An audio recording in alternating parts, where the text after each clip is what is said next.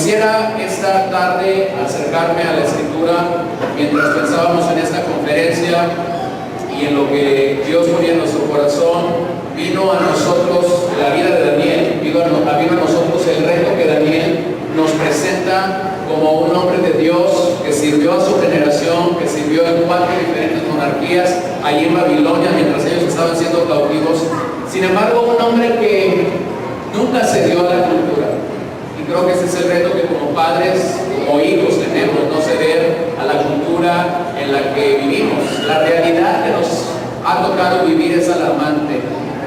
Y creo que como Daniel y sus amigos tenemos que tomar una seria decisión: hacer o ser gente que afecta o influye a otros, es decir, ser gente influenciada o ser gente que influye a otros. Y creo que nuestra posición desde el reino de Dios, nuestra posición como discípulos, no es la de ser influenciados, sino es la de afectar a otras personas, es la de influir sobre otras personas. Así que quiero examinar un poquito la vida de Daniel esta tarde contigo. Él fue un mensajero de Dios para su generación, tuvo un carácter impecable y una profunda percepción profética. Él confrontó la cultura a la que le había tocado vivir de una manera adecuada. Así que quiero, en sus notas, la mayoría de ustedes tienen notas, en sus notas está el bosquejo general del mensaje, y quisiera revisar esta tarde 3 puntos contigo. La cultura babilónica, la cultura a la que Daniel tuvo que enfrentar. Lo segundo es, quiero revisar cómo enfrentó Daniel a su cultura. Y finalmente quiero dejarte 7 elementos que nosotros tenemos que enseñar a nuestros hijos para vencer sobre la cultura. Esto requiere de compromisos muy sólidos en nuestra vida espiritual. A veces cuando pensamos en la educación en casa o sencillamente pensamos en cómo afectar o llevar estos principios a nuestros hijos, rápidamente tenemos el desafío de asociar y de entender que esto no es posible con padres que no son cristianos, que no son verdaderos discípulos del Señor. La educación de nuestros hijos nos enfrenta rápidamente a esta realidad. Necesitas a padres piadosos, necesitas un hombre piadoso, necesitas una mujer piadosa que asume la responsabilidad de no solo de la crianza, no solo de la provisión económica, pero de la vida espiritual de su familia. Así que observemos esta tarde cómo era la cultura a la que Daniel enfrentó. Daniel y sus 3 amigos fueron llevados cautivos en el primer cautiverio que llegó a Babilonia. En esta primera etapa, usted recordará que las personas cautivas tenían aptitudes de liderazgo, es decir, los babilonios llevaron a la crema innata de Judá en el primer viaje en el primer viaje de cautivos. Los babilonios hicieron muchos esfuerzos, y lo vemos a lo largo del libro de Daniel, para afectar su fe, sus convicciones y sus pensamientos. Lo increíble de la historia de Daniel es que Daniel pudo vivir 70 años en Babilonia y no se dejó ser influenciado por la cultura babilónica. Ahora, pensemos en algunos datos históricos que abran nuestro panorama. Babilonia era una ciudad de 500,000 de habitantes con aproximadamente 43 templos donde se ofrecían sacrificios a diferentes dioses. Representaba una red de poderes espirituales del mal que intentaba controlar la mente de los hombres, sus valores, sus creencias y sus destinos. Cuando vas a la Escritura y abres la Escritura y ves cuál es el origen de Babilonia, hay una historia en Génesis capítulo 11 que tú recuerdas, la Torre de Babel.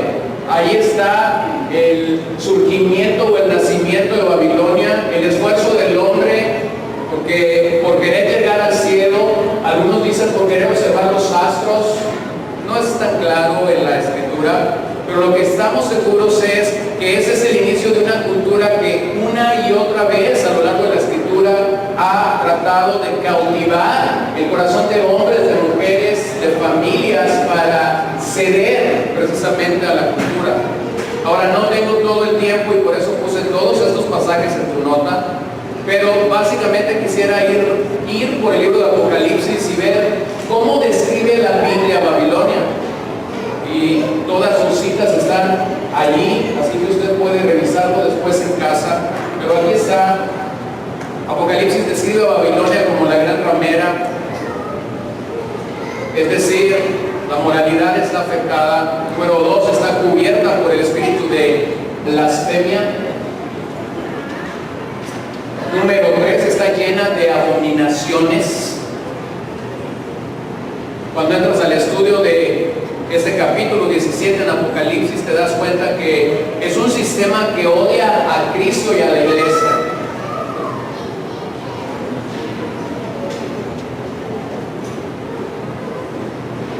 Daniel estaba en Babilonia, y lo que hoy quiero mostrarte a lo largo de estos pasajes es que aunque Babilonia en ese momento, tú y yo no estamos en Babilonia como una ciudad, estamos inmersos en una cultura que ha sido afectada por Babilonia. Ese es un sistema que odia a Cristo y la iglesia. Nuestra cultura, nuestra generación es una generación anticristo, es una generación anti-Dios. Puedes creer en cualquier cosa, puedes adorar a una rata, puedes adorar a cualquier ídolo, puedes postrarte a cualquier deidad, pero cuando hablas de Cristo todo está mal. Puedes estar en una mesa después de una comida, hablar de política, hablar de economía, hablar de espectáculos, hablar de mil y una cosa, pero cuando traes el tema Cristo, la plática se acabó. Que vivimos en una sociedad contra Dios, anti Dios. Esta cultura babilónica ha tenido presencia en cada generación, no solo en la generación a la que enfrentó Daniel, no solo en la generación a la que tú y yo estamos enfrentando. En cada generación Babilonia ha tenido presencia. Es una cultura que ha seducido y cautivado la mente de sus líderes para luego lograr dominio sobre naciones enteras. Es una prisión donde residen poderes demoníacos, de acuerdo a Apocalipsis 18, versos 1 y 2. De acuerdo al verso 4 de Apocalipsis, incluye todo el mal que procede del infierno y es inyectado dentro de esa cultura. Y finalmente, en este análisis, es un sistema de creencias y de filosofías impías que atan los corazones y las mentes. Y tú me pudieras decir, ¿y qué tiene que ver eso con todo lo que estamos hablando? Tiene que ver todo. Esa es la cultura a la que estamos enfrentando. Ese es el lugar donde vivimos, ese es el lugar donde nos desarrollamos, ese es el lugar donde trabajamos, ese es el lugar donde nuestros hijos están creciendo. Y el desafío que hoy quiero presentar a lo largo del capítulo 1 de Daniel es que Daniel, como muchos cristianos del día de hoy, han sido tomados de Jerusalén y están siendo llevados cautivos a una Babilonia espiritual sin discernimiento absoluto de lo que está sucediendo a nuestro alrededor. Tan solo cuando abres un diccionario y vas y buscas la palabra Babilonia, encuentras lo que significa Babilonia: desintegrada, fragmentada, desunida, confusa. Eso es lo que hay en el mundo. El mundo está lleno de confusión. El mundo está lleno de desintegración, el mundo está fragmentado. ¿Y qué decir de las familias? Daniel fue llevado cautivo para servir a un nuevo rey. Sin embargo, en la historia o en la biografía de él vemos que él nunca dejó de servir a su verdadero rey. Consideró solo los valores de Dios como rey, pudo vivir y pudo enfrentar a aquella cultura. Y lo más increíble que ves en el libro de Daniel es que Dios le dio gracia sobre la vida de propios y de extraños. Hermanos, Daniel aprendió a vivir en Babilonia sin que Babilonia viviera dentro de él. Y ahora este es el reto que nosotros tenemos para nuestros hijos. Abra sus Biblias, por favor, a Daniel capítulo 1 y síganme del verso 3 al 6. Hermanos, ya no sé si decir abran sus Biblias o abran sus iPads.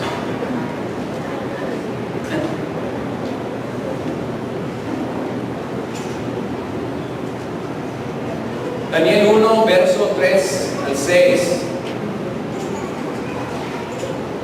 Y dijo el rey Aspenaz, jefe de sus eunucos, que trajese de los hijos de Israel, del linaje real de los príncipes, muchachos, en quienes no hubiese tacha alguna, de buen parecer, enseñados en toda sabiduría, sabios en ciencia y de buen entendimiento, e idóneos para estar en el palacio del rey, y que les enseñase las letras y la lengua de los caldeos. Y les señaló el rey ración para cada día de la provisión de la comida del rey y del vino que él bebía, y que los criase 3 años, para que al fin de ellos se presentasen delante del rey. Entre estos estaban Daniel, Ananías, Misael, Azarías, de los hijos de Judá. Observe lo que está pasando en este pasaje. Daniel y sus 3 amigos han sido llevados a la academia, a la escuela caldea, al mejor colegio de Babilonia. Han sido encargados para ser preparados por los sacerdotes, hombres distinguidos por su adivinación, su astrología, sus artes mágicas, sus predicciones, especializados en el idioma caldeo, que era difícil de dominar. De esta manera es como el imperio babilónico buscaba seducir a los recién llegados del reino de Judá. De esa manera es como el imperio babilónico buscaba seducir a través de sus glorias y de sus grandezas a estos jóvenes del reino de Judá. Y solamente para aterrizar, este sigue siendo el mismo modelo de nuestros días. En un país como este, donde hemos visto una y otra vez políticos que han robado, que han falseado, políticos que han corrompido el servicio a la sociedad, pareciera ser que cuando tú tienes a un político que tiene este título, todo el mundo se pone a temblar.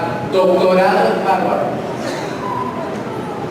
Y todos nos remontamos a los presidentes, a los gobernadores, a los diputados, a los senadores, que se cuelgan un título en Harvard, y pareciera ser que en este país nosotros traducimos un título en Harvard como lo siguiente: será un ratero. O conoces a un político que tenga un título en esta prestigiada universidad que no haya robado a este país. Yo todavía no. Pudiera verlo, pero no lo conozco. Y cuando lees la historia, te das cuenta, como decía Kevin hace unos minutos atrás, que tanto Harvard como Yale, como Princeton, estas grandes universidades en los Estados Unidos, fueron fundadas por los pioneros, hombres que habían venido a Estados Unidos para tener un lugar libre de adoración. Estaban siendo perseguidos en Europa por causa de su fe, y vienen a los Estados Unidos y dicen: levantemos estas universidades. Y cuando lees el por qué levantaron estas universidades, logras entender. Ellos estaban mandando a sus jóvenes a lugares especializados. ¿Para qué? Para que fueran capacitados y dotados por la palabra de Dios. Originalmente lo que Harvard era un semillero de predicadores para la nación americana. ¿Qué es hoy? Un altar de humanismo, un altar de ateísmo. No es lo mismo que estaba pasando en Babilonia. No es el mismo engaño, no es la misma seducción. Y lo puedes ver, había 3 modificaciones de influencia babilónica: la ciencia, la filosofía y la moral. 3 áreas que el imperio buscaba afectar la vida de estos jóvenes que estaban llegando a su patria. Esta influencia mundana en nuestra cultura ha provocado, como en la cultura de Babilonia en aquellos días, ha provocado modificaciones increíbles en la gente. La ciencia es el conocimiento de principios generales y verdades relativas de cualquier tema. Pero cuando revisas la historia de científicos, te das cuenta que los primeros científicos creyeron en Dios. Isaac Newton, Blaise Pascal.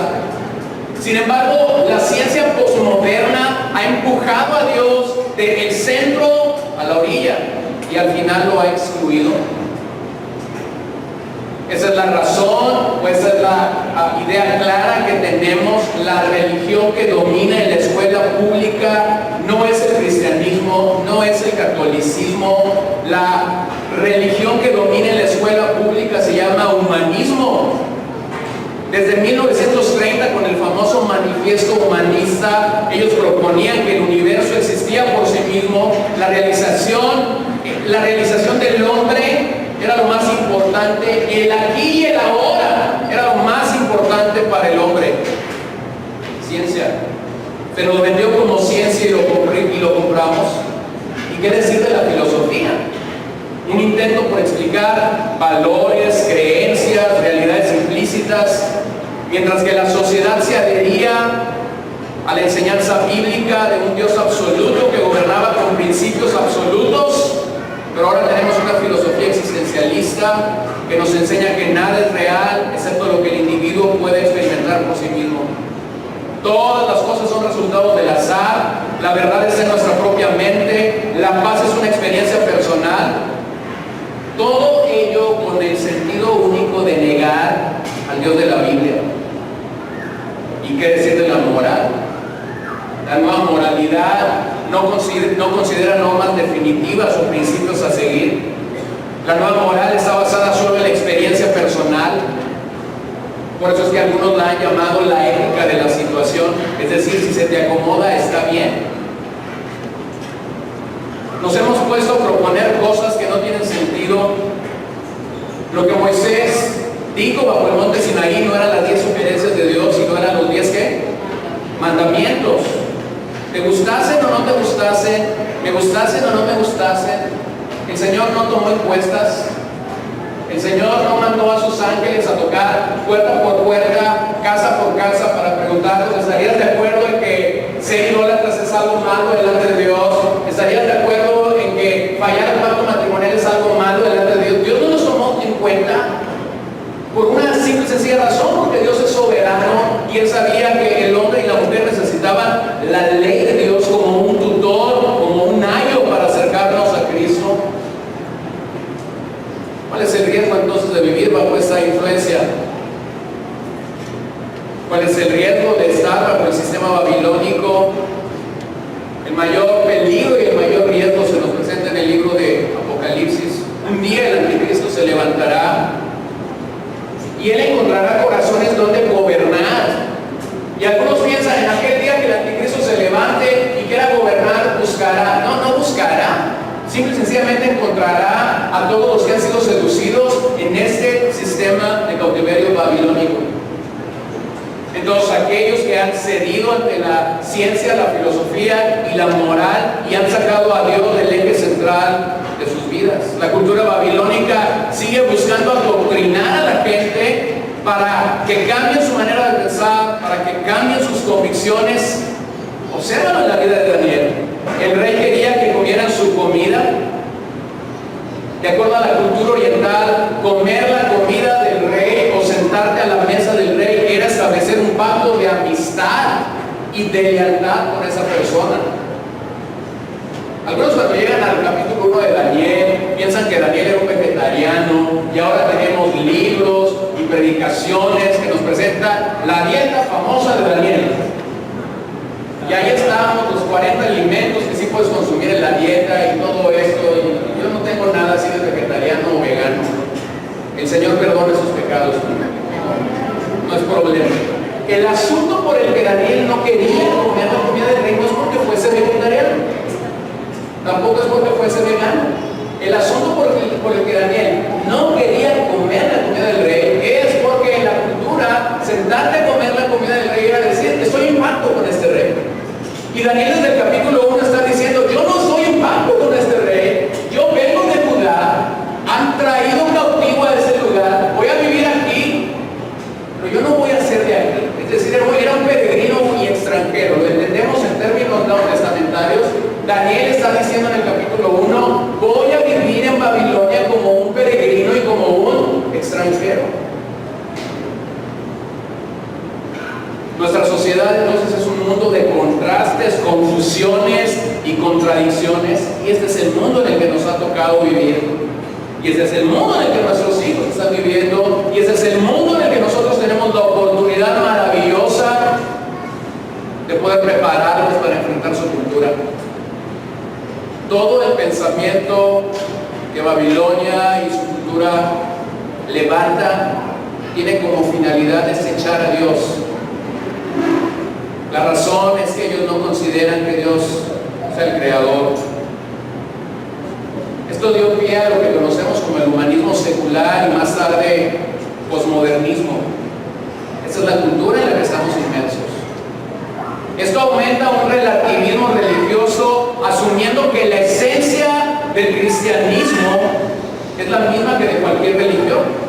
Sin embargo, cuando abres la Biblia, en pasajes tan claros y tan sencillos como Juan 14:6, Jesús dijo: yo soy el camino, la verdad, la vida. ¿Te das cuenta de algo? El cristianismo es exclusivo y es excluyente. Quien no puede reconocer que Cristo es el camino, que Cristo es la vida, que Cristo es la verdad, se excluye de esta vida. Hechos 4:12, en ninguno otro hay salvación, en ningún nombre, en ningún otro nombre de salvación, solo en el nombre de Jesús. Y estamos en esta lucha en la que la gente quiere libertad de la religión en vez de libertad en la religión. Pero necesitas tener un encuentro con Jesús, necesitas tener un encuentro con Dios, como Daniel lo tuvo. Me encanta la cita de John Stott, quien dijo: la gente ve al cristianismo como intelectualmente estúpido, incompatible con la sabiduría, religiosamente exclusivo, incompatible con la tolerancia, personalmente humillante, incompatible con la autoestima, moralmente demandante, incompatible con la libertad. Este es un camino exclusivo, este es un camino excluyente. Y estamos en esta lucha y tenemos que entender a dónde nos lleva el cristianismo. Hay tres posiciones: si el cristianismo es una cultura, si el cristianismo es una subcultura o si el cristianismo es una contracultura. Y a veces ni siquiera nosotros mismos hemos definido esto. Cultura. Las culturas son sistemas de símbolos compartidos que proporcionan un sentido a nuestra vida, nos dan una orientación, una forma de ver el mundo, una forma de interpretar la realidad. En ese sentido, cultura es el conjunto de manifestaciones que una sociedad tiene o que un grupo humano tiene que lo distingue y que es parte de ella. Por eso tenemos la cultura latinoamericana, por eso decimos la cultura mexicana, y por eso es que si vas a ciertas regiones del país te das cuenta que tienes la cultura maya, la cultura olmeca, la cultura mexica, porque es un conjunto de valores que están ahí, que son obvios, que están claros. Lo segundo que podemos definir de esto es la subcultura. Dentro de cada cultura existen diferencias que vienen dadas por la edad, por el nivel socioeconómico, por la religión, por el origen étnico. Esto es una subcultura, es decir, la cultura dentro de una cultura. Y tienes la tercera posibilidad: contracultura. La contracultura se entiende como un movimiento de rebelión. ¿Contra qué? Contra la cultura. Contra la cultura. Ahora, aquí está el punto. Daniel viene de Judá,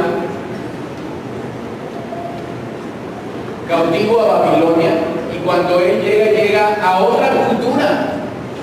Y cuando tú y yo estamos expuestos a otra cultura, hay dos posibilidades: o nos sumergimos en esa cultura, la apropiamos, nos adherimos a ella, o llegamos a ser una subcultura, es decir, a estar dentro de esa cultura siendo un grupo que se va a identificar en ciertas y cuales maneras con esa cultura, o finalmente llegamos a la propuesta del cristianismo. ¿Sabías que la propuesta del cristianismo en el Sermón del Monte, Mateo 5, 6 y 7, no es ni ser una cultura, ni tampoco ser una subcultura? La propuesta del Sermón del Monte es ser una contracultura.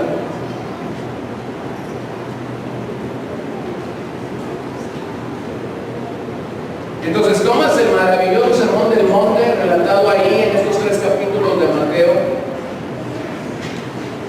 vuelto a remarcar en el Evangelio de Lucas, y te das cuenta que lo que Jesús estaba animando a sus discípulos era: no quiero que estén aquí como una subcultura, quiero que sean una contracultura.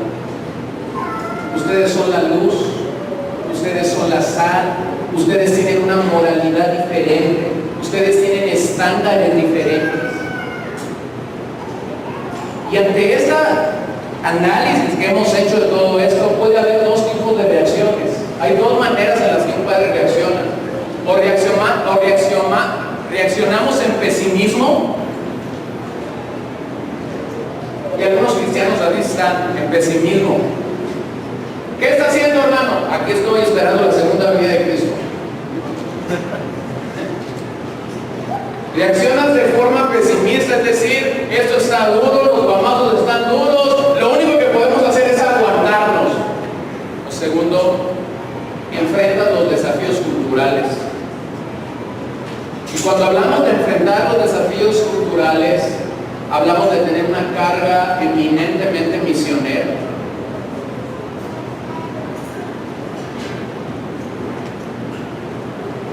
Para nosotros que educamos en el hogar y que de repente vamos con nuestros hijos a los supermercados o estamos haciendo vacaciones en momentos en que los niños están en la escuela, inmediatamente la gente nos pregunta: ¿y qué hacen tus hijos aquí?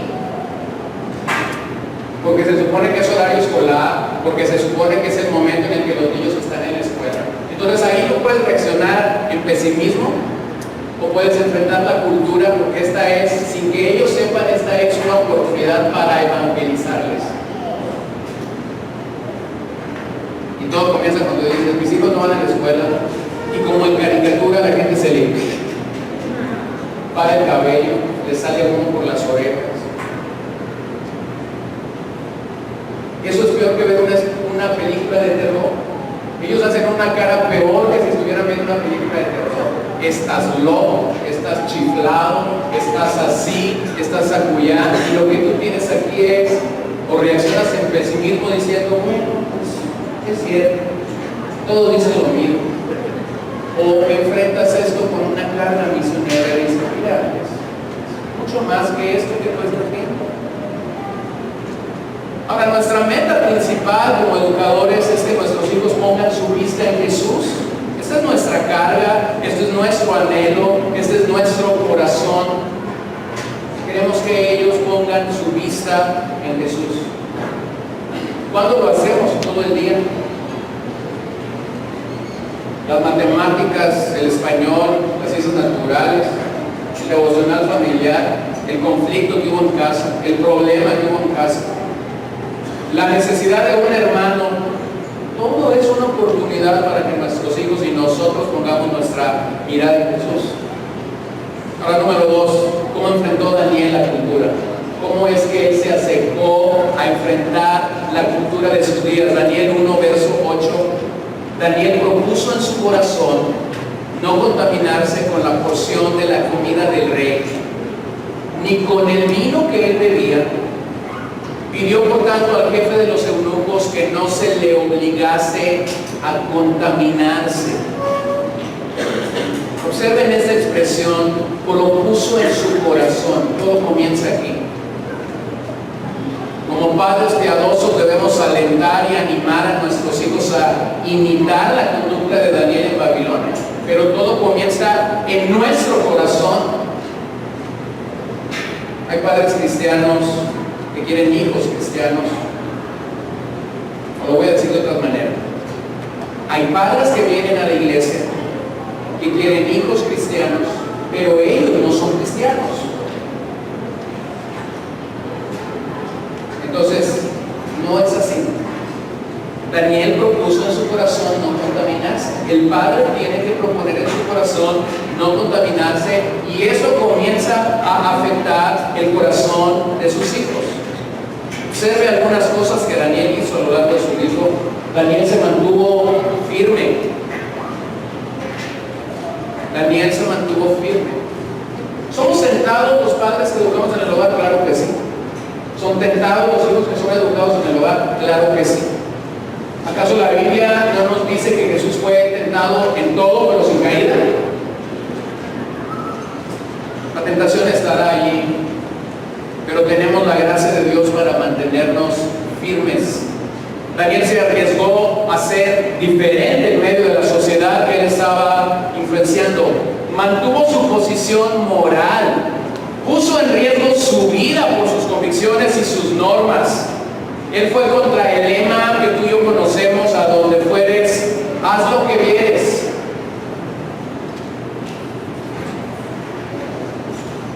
No sé si tú tienes una tía así como yo tengo, bueno, mi esposa tiene una tía que cuida su alfombra en demasía.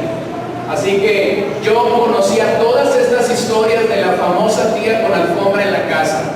Iba amenazado a Tucson de que cuando llegáramos allí nadie entraba con zapatos. Y entonces yo dije, bueno, hasta no ver creer. Y entonces yo iba inocentemente y veía que cada uno que iba llegando quitaba sus zapatos y los ponía en el porche ahí. Yo dije, es cierto, no me han mentido. ¡Ni un gramo! Y entonces aquel día cedía esa frase: a donde fueres, haz lo que vieres. Y tuve que quitar mis zapatos y entrar a esa casa alfombrada y andar en calcetines esas horas o esos días que estuve ahí. Daniel no se quitó los zapatos porque había alfombra en Babilonia. Daniel no se dio a la cultura, él se mantuvo firme a Dios. Lo segundo es que sostuvo su decisión final. Una vez que Daniel fijó su posición, sus convicciones y prioridades fueron firmes, él se determinó a hacer lo que Dios quería sin importar las consecuencias. Sin importar las consecuencias. Número 3, respetó a la autoridad. A lo largo del libro encuentras que Daniel sirvió en 4 diferentes monarquías o bajo 4 diferentes hombres en el gobierno. Y aunque esta gente era pagana, Daniel nunca los trató con desprecio. Al contrario, se sometió, pero sin permitir nuevamente que sus convicciones fueran movidas. Aquel día que el rey había decretado no orar, él oró. No hizo una huelga porque el rey había dicho que nadie orara. Él siguió orando. Número 4, él contaba con Dios. Él contaba con Dios. Daniel desarrolló una confianza en Dios por su vida de oración, por su devoción delante de Él. Y eso, si usted recuerda, lo mandó directo al foso de los leones. Debido a que contaba con Dios, Daniel fue fuertemente atacado, pero también salió de todas las presiones que tuvo delante de él. Número 5, Daniel se adaptó y aplicó su pericia. Daniel se adecuó a la nueva cultura sin adoptarla, es decir, no se involucró, no cayó en el juego de usar la adivinación, jamás usó las artes mágicas aprendidas para ser un líder carismático en Babilonia. Él fue un siervo de Dios en medio de una cultura hostil. Y esto me lleva a preguntarme, entonces, ¿por qué mantenernos fieles en una cultura como esta, a la que Daniel enfrentó y a la que nosotros mismos estamos enfrentando? ¿Por qué mantenerme fiel? ¿Qué es el motor para mantenerme fiel en medio de una sociedad y de una cultura babilónica como esta? Lo hemos leído esta tarde. Proponernos en nuestro corazón. Proponernos en nuestro corazón. Estas palabras expresan fidelidad a los principios de Dios, determinación a seguir un curso de acción que nos ha sido marcado por la palabra de Dios. La fuerte convicción de aquellos 4 jóvenes impactó al funcionario babilónico. A Nabucodonosor no le interesaba poner a trabajar a buenos judíos, quería que estos judíos llegaran a ser babilonios. Los cristianos de hoy enfrentan la misma prueba.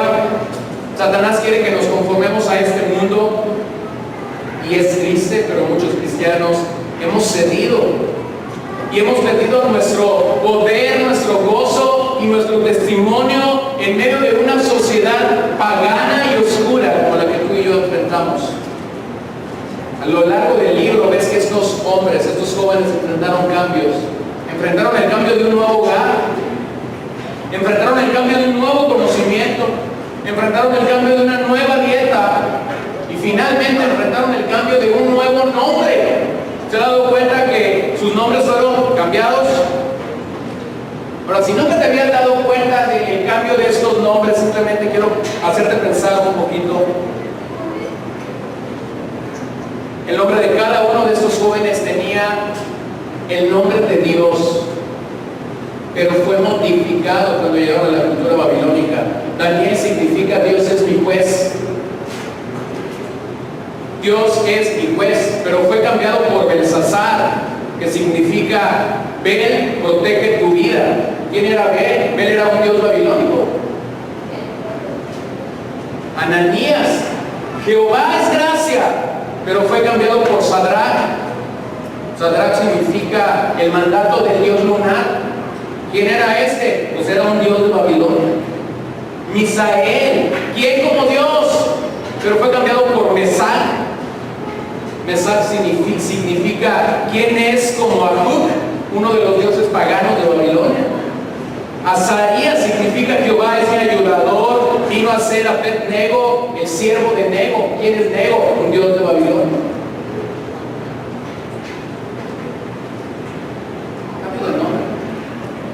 El cambio de nombre era mucho más que el cambio de nombre, era una manera de ser aculturado. Los babilonios esperaban que los nuevos nombres contribuyeran a que estos jóvenes se olvidaran de Dios poco a poco y llegaran a ser como el resto de los estudiantes. Fue entonces que Daniel pide aquella famosa prueba de 10 días para ver qué pasaría con ellos que no comerían la comida del rey. Observa el verso 14 y 15. Verso 14 y 15, consintió pues con ellos en esto y probó con ellos 10 días. Y al cabo de 10 días, pareció el rostro de ellos mejor y más robusto que el de los otros muchachos que comían de la porción de la comida del rey. Pareció mejor el rostro de ellos. Observa el verso 20. En todo este asunto de sabiduría e inteligencia que el rey les consultó, los halló. ¿Cuántas veces mejores? 10 veces mejores que todos los magos y que todos los astrólogos que había en todo su reino. ¿Por qué? Porque habían propuesto en su corazón ser fieles a Dios. Ser fieles a Dios. Qué increíble. El mismo rey tuvo que reconocer que estos jóvenes eran 10 veces mejores. Que el resto de los jóvenes universitarios de Babilonia, de la crema innata de Babilonia, fueron mejores porque tomaron los conocimientos terrenales, pero confiaron en su Dios y no en sus propias capacidades. Proverbios 16:7 dice: cuando los caminos del hombre son agradables a Jehová, aún a sus enemigos hace estar en paz con él. Lo más increíble es que en estos 70 años que Daniel vivió, hubo 4 reinos. El libro de Daniel lo señala de una manera cronológica: Nabucodonosor, Belsasar, Darío y Ciro. Y en cada uno de ellos Daniel fue reconocido como un hombre sabio y poderoso, porque la buena mano de Dios estaba sobre él. ¿Por qué estaba la buena mano de Dios sobre él? Porque había propuesto en su corazón no contaminarse. El apóstol Juan, cuando escribe la primera carta en el capítulo 2, 17, dice: y el mundo pasa y sus deseos. Dígalo conmigo. Pero el que hace la voluntad de Dios permanece para siempre. Permanece para siempre. En esta historia encontramos la clase de cristianos que necesitamos en nuestros días para ser verdaderamente una contracultura. La primera cultura que comenzó con Adán y con Eva mientras estaban en el Edén, y que decidieron desobedecer a Dios, dejar de ser esa simiente piadosa, justa, santa, de acuerdo a los propósitos divinos, fue marcada desde entonces. Pero cuando llegamos a este punto de la historia, nos damos cuenta, por lo menos, de algunas cosas. Si habremos de enfrentar esta cultura, no podemos ser pluralistas. No podemos ser pluralistas. Es decir, el mundo en el que vivimos no puede estar centrado solo en una persona. Los cristianos hemos ido cediendo al concepto que nos propone el mundo, mientras la Biblia dice que no nos conformemos a este mundo, de acuerdo a Romanos 12:2. Entonces no puedes ser pluralista. No puedes estar pensando solo en un individuo, diciendo, pues mira, pobrecito, es cierto. Lo segundo es que no puedes ser neutral. Muchas veces caemos en esta mentira, queremos mantenernos en una posición neutral ante los retos de la vida. Cuando la Biblia nos anima a que nuestro hablar sea claro, o sí, sí o no, no. O somos una causa o somos la otra. No hay lugar a medias tintas o a tonos grises. O pertenecemos a la cultura dominante del mundo, o pertenecemos a la contracultura que nuestro Señor Jesucristo vino e instauró en esta tierra. Pero lo tercero es que tampoco puede ser relativista. No puede ser relativista. No podemos llegar a esta cultura y decir, bueno, la Biblia dice esto, pero tal vez tú tengas razón. No puede ser relativista.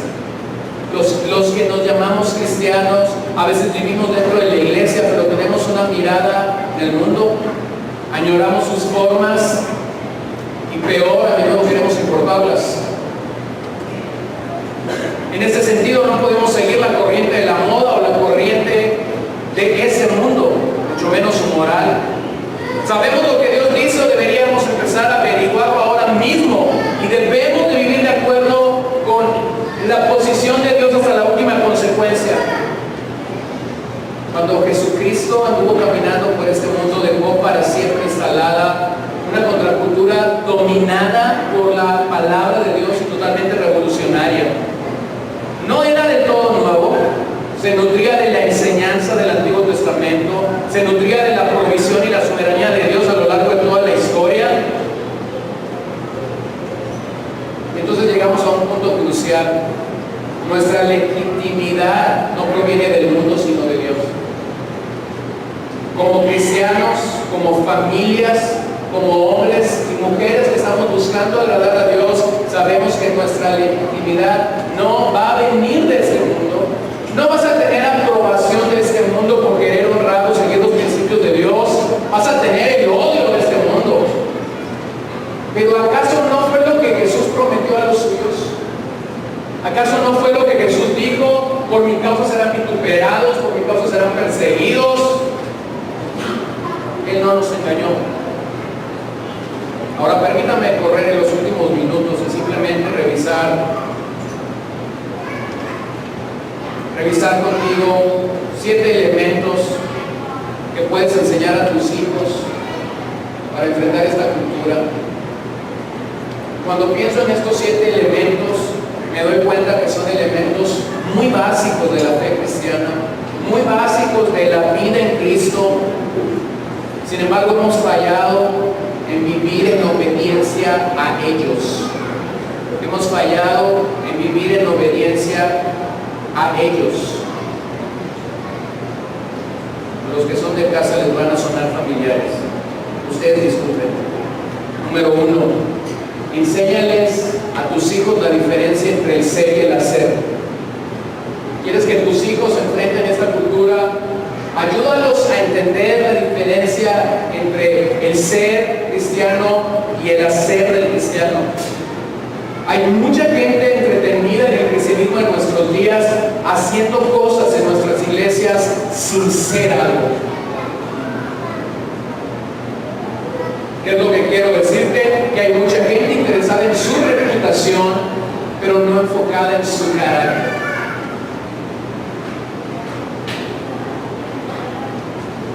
Ahora, permíteme ir un poquito más adentro, al cabo que aquí sí se puede. Cuando comienzas a ver el modelo de familias educadoras, he tenido la oportunidad en los últimos meses de dar en varias conferencias de educadores en el país, te encuentras con un problema. A veces los que educamos en casa queremos vernos muy piadosos, porque se supone que debemos de ser muy piadosos.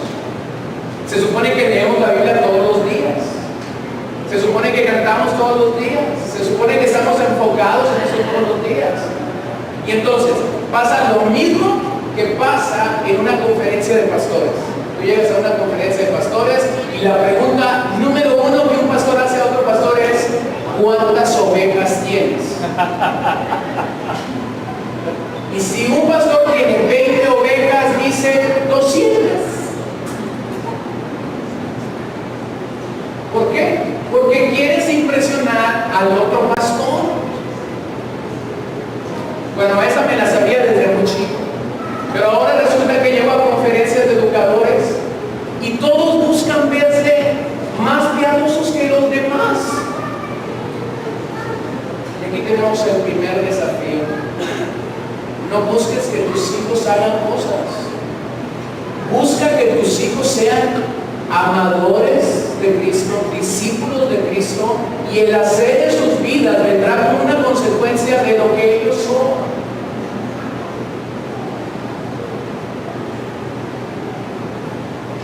Y es que luego cuando queremos vender, vendemos, ¿no? Queremos acomodar a un hijo, queremos acomodar a una hija. ¡Uy, mi hija se sabe todo el libro de Salmos! Canta hermoso, toca el piano, habla 5 idiomas, recita el Salmo 119 todos los días. ¿Qué es eso? Eso es hacer. Mi pregunta es: ¿su hacer corresponde con su ser? Ahora, eso pareciera ser muy básico, sí, pareciera ser muy básico, pero sigue siendo la falla de muchos de nosotros como educadores, como pastores y como miembros de una iglesia común y corriente. Entonces, mi oración es que Dios no nos permita crecer en el hacer sin desarrollar nuestro ser.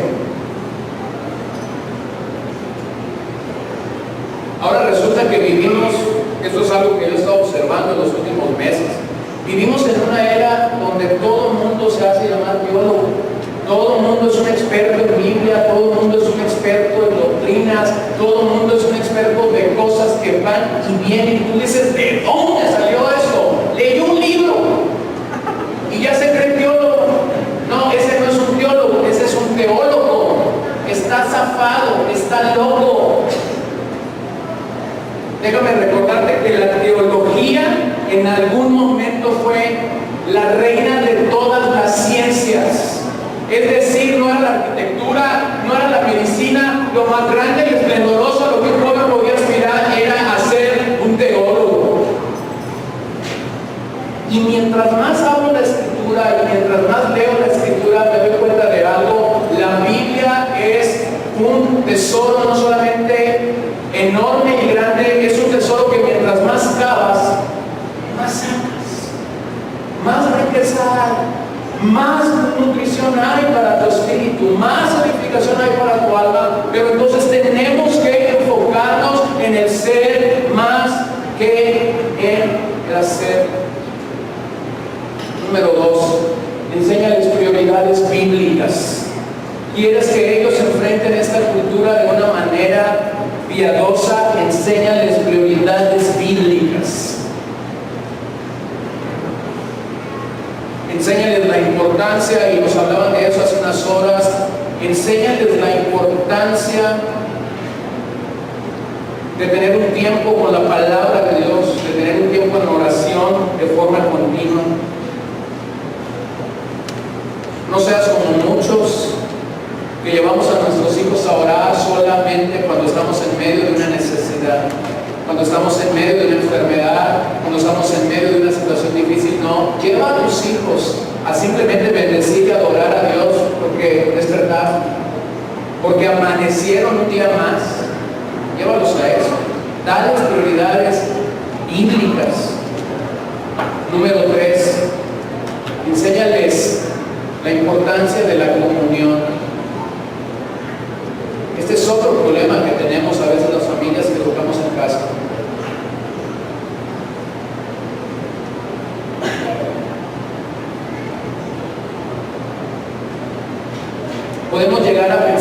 no necesitamos la iglesia de Jesucristo.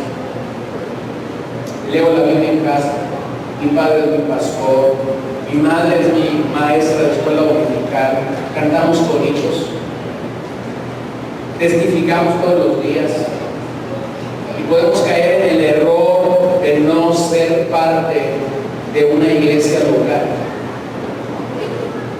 Abres la Biblia en el Nuevo Testamento y te das cuenta que la Biblia en el Nuevo Testamento te lleva a ser parte de una iglesia local.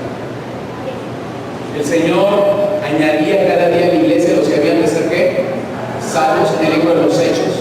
Las cartas fueron escritas a iglesias locales, a los santos que están en Corinto, a los santos que están en Tesalónica, a los hermanos que están en Galacia.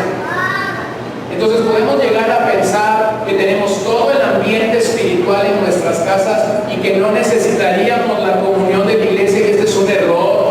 Tus hijos y mis hijos necesitan crecer en una iglesia local, como tú y yo necesitamos amar una iglesia local, como tú y yo necesitamos servir en una iglesia local. Nuestros hijos tienen que vernos servir, nuestros hijos tienen que vernos apasionados con una iglesia local, tienen que vernos apasionados con el cuerpo de Cristo. Por favor, no te quejes de tu iglesia local frente a tus hijos. Porque el día de mañana, cuando ellos se quejen de la iglesia local, como padres, simple y sencillamente estarás cosechando lo que sembraste. Número 4, enséñales lo importante del equilibrio. La vida espiritual requiere equilibrio. La vida en familia requiere equilibrio. Nuestro andar en el Señor requiere equilibrio. Este es uno de los peligros más latentes y más potentes que una congregación tiene: desequilibrarse.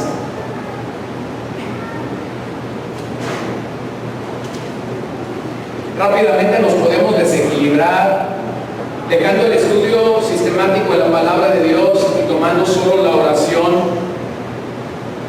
En algún momento, si tienes más de algunos años en Cristo, recordarás que a veces la cristiandad anda en modas. Y en algún momento definíamos una congregación y decíamos: esta es una congregación de alabanza, esta es una congregación de mucha oración, esta es una congregación de mucha palabra. Cada vez que tú tienes una congregación con estos calificativos, lo que tú tienes es una congregación desequilibrada. Una congregación necesita oración, una congregación necesita palabra, una congregación necesita comunión, una congregación necesita adoración. Necesitas todos los elementos que estén funcionando dentro del cuerpo de Cristo para que nuestros músculos, nuestras coyunturas estén funcionando de manera correcta. Necesitas equilibrio. Necesitas enseñarle a tus hijos la importancia de mantener el equilibrio espiritual. Número 5, enséñales el temor de Jehová. Proverbios 1:7, el principio de la sabiduría es temor de Jehová. Hemos perdido el verdadero sentido del temor a Jehová. Hemos reducido el concepto de temor a Jehová por una de las dos posibilidades lingüísticas que hay de la expresión temor a Jehová en la Biblia. La expresión temor a Jehová pudiera considerarse como reverencia por Dios. Y muchos de nuestros días están limitando simple y sencillamente la expresión temor de Jehová para decir: hay que ser reverentes delante de Dios. La otra connotación lingüística de temer a Jehová es literalmente que tengas miedo. Y tú vas a decir: ¿miedo por qué? Hermanos, miedo porque Dios es fuego consumidor. Punto. ¿Se acuerdan de estas placas y de estos calcomanías? Sonríe, Cristo te ama. ¿Se acuerdan? Ya los que dijeron que sí, ya sabemos que tienen mínimo 20 años más en Cristo que los demás. Acabo de estar en una casa hace 2 semanas visitando una familia y me encontré uno de esos letreritos así como en baqueta: sonríe, Cristo te ama. Me reí. Y le dije a mi esposa: uy, ¿cómo vendí de esos cuando tenía librería? ¿Cómo vendí de esos? La gente llegaba no a buscar Biblias, no a buscar libros, ellos querían su calcomanía o su placa que dijera: sonríe, Cristo te ama. Pero si la gente se dedica a hacer comercio con esto, esto, hubieran colocado una placa que dijera tiembla, Dios es fuego consumidor, hubiera sido un fiasco, un fracaso. Entonces necesitamos recuperar en ese momento ese temor por Dios, no solamente reverencia por su nombre, no solamente respeto, sino temor literalmente, porque Él sigue siendo el mismo ayer, hoy y por siempre. Comunícaselo a tus hijos. Número 6, enseña a tus hijos a ser apologistas, enséñales a defender la fe, enséñales a contender ardientemente por la fe en un mundo pagano. Dale los elementos, siéntate, dale las directrices en la Escritura, lee con ellos la carta a Judas una y otra vez para que ellos puedan entender. Judas quería escribir acerca de la común salvación que gozaban los santos, sin embargo Judas dice, es necesario escribirles acerca de que contiendan ardientemente por la fe. Lee esa carta una y otra vez, una y otra vez, una y otra vez, una y otra vez. Adviérteles que el mundo en el que vivimos es un mundo donde tarde que temprano tendrán que levantar su voz como apologistas. Enséñales que ser apologistas no es ser populares. Número 7, enséñalos a buscar la santidad personal. Sabemos que quienes seguimos al Señor estamos inmersos en un proceso de santificación por la sola obra del Espíritu Santo en nuestras vidas. Este es el ministerio del Espíritu Santo obrando en nuestros corazones, nos está santificando hasta el día final cuando seamos presentados delante de Cristo. Y por un lado la santificación es la obra del Espíritu Santo en nuestras vidas, pero por el otro lado nosotros somos llamados a buscar la santidad personal. Nosotros somos llamados a ejercitarnos en la piedad de Dios, somos llamados a leer la Escritura, somos llamados a orar, somos llamados a entender que la obra de Dios comienza con una proposición, con una propuesta en mi corazón. Voy a honrar a Dios.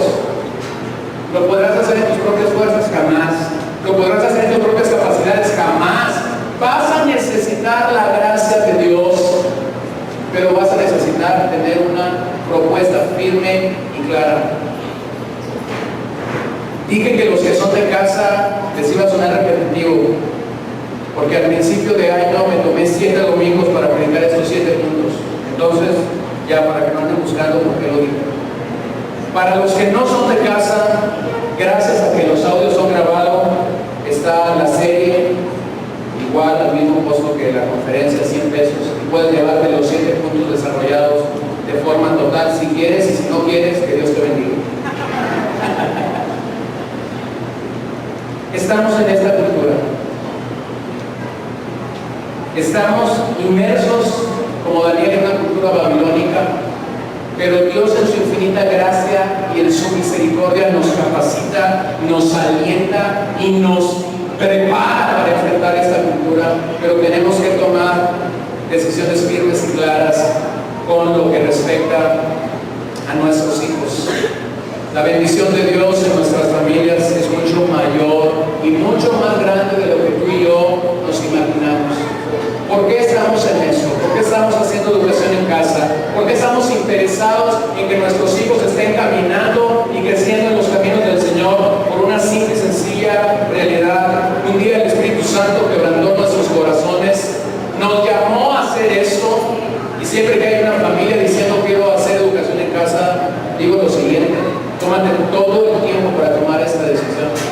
No tomes una decisión a la aventura, ora, lee, aprecia los retos que eso tiene, pero permíteme decirte algo: comprueba la gracia de Dios en tu vida. Que no haya rendido, que no haya humillado. ¿Para qué nos ha servido la educación en casa, en el hogar? Para humillar nuestra carne todos los días, para humillar nuestro ego y nuestra vanagloria todos los días y llevarnos a la cruz, llevarnos a los pies del Calvario, para entonces reconocer: Señor, así como mis hijos te necesitan, yo también te necesito. Oremos esta tarde. Señor, te damos gracias, te damos la honra, te damos la majestad, te damos la alabanza, te damos la adoración. Reconocemos en ese momento especial, eres grande, eres santo, eres maravilloso. Yo pido que uses tu palabra para convocarnos, para llamarnos, para redarguirnos por tu Espíritu Santo de nuestra condición y entonces volvernos a ti. Causa en medio de nuestras vidas un verdadero avivamiento, causa en medio de nuestras vidas una verdadera pasión por las Escrituras, una verdadera pasión y un verdadero amor para que nuestros hijos sean consumidos por tu palabra en medio de una sociedad corrompida, corrupta. Estamos aquí, pero no somos de aquí. Danos una perspectiva y danos una visión correcta y adecuada para ser los peregrinos y los extranjeros que estamos en esta tierra, para gloria y para honra de tu nombre. Pedimos todo esto en tu nombre y te damos gracias por la obra que tú estás haciendo en medio de nuestros corazones. En el nombre de Jesús es que oramos en esta tarde, Señor. Amén.